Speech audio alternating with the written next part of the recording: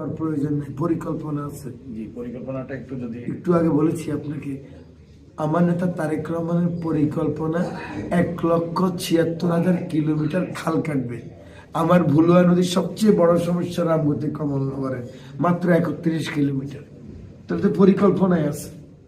আমার মা বোনদেরকে অর্থনৈতিকভাবে সামাজিকভাবে মর্যাদাবান করার জন্য ফ্যামিলি কার্ড পরিকল্পনায় আছে, স্বাস্থ্যের জন্য হেলথ কার্ড পরিকল্পনায় আছে, কৃষকের কৃষি কার্ড তার ন্যায্য মূল্য, তার সার, তার বীজ, কীটনাশক পাওয়ার জন্য যেন ফাঁকি না পায়, স্মার্ট কার্ড ফিঙ্গার দিয়ে পরিকল্পনায় আছে।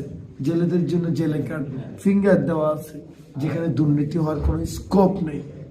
তো আমি তো নতুন করে কিছু বলতে হবে, শুধু আমার যেটা করতে হবে এগুলি ঠিকভাবে ডিস্ট্রিবিউট করে মানুষের কাছে পৌঁছিয়ে দেওয়া, নাম্বার 1।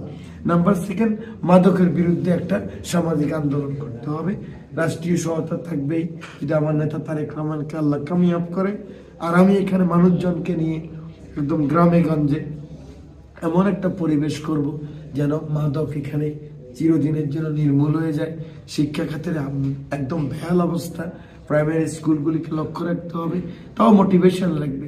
আমি তো প্রাইমারি স্কুলের নিয়োগ করতে নয়, কিন্তু যদি সামাজিক মোটিভেশন থাকে, সমাজের যারা মানুষ, মাদ্রাসার যারা ওনারা পড়ান, শিক্ষক ছাত্র সকলে সামাজিক লোক নিয়ে যদি আমরা ঐক্যবদ্ধ থাকি, আমরা যদি একটা রেভলিউশন সৃষ্টি করি, তুমি পড়াইতে হবে, পড়তে হবে। আমি মনে করি এই ধরনের কাজগুলি আজকে মানুষের মধ্যে একটা কনসাসনেস বিল্ড করা। রাজনৈতিক নেতা কি করবে? রাজনৈতিক নেতা টিআর দিবে, কাবিকা দিবে, এটা তো তোমার কাজ না।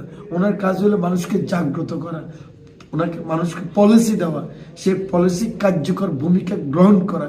এটাই তো একজন মেম্বার অফ দ্য পার্লামেন্টের কাজ আমি মনে করি। জয়ের ব্যাপারে আপনি কতটুকু আশাবাদী? বিশ্বাস করুন আপনারা, জয় পরাজয়কে আমি কিছু মনেই করি না। আমি ডেমোক্রেট, মনে প্রাণে ডেমোক্রেট। আর সবচেয়ে ফয়সালা আমার নেতৃত্বের ফয়সালা হয় আসমানে। আমি বিশ্বাস করি এটা মনে প্রাণে।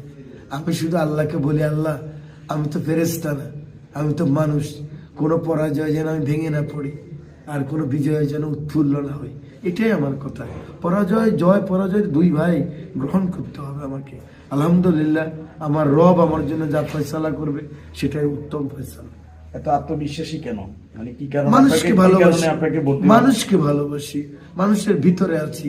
আমার শ্রমিক মনে করে আমি তার পেশার লোক, রিক্সাওয়ালা মনে করে আমাদের নেতা, একজন মা মনে করে এটা আমাদের ছেলে, একজন জেলে মনে করে উনি ঘুষ খায় না, দুর্নীতি করে না, ছাত্র মনে করে জীবনে উনি কোনোদিন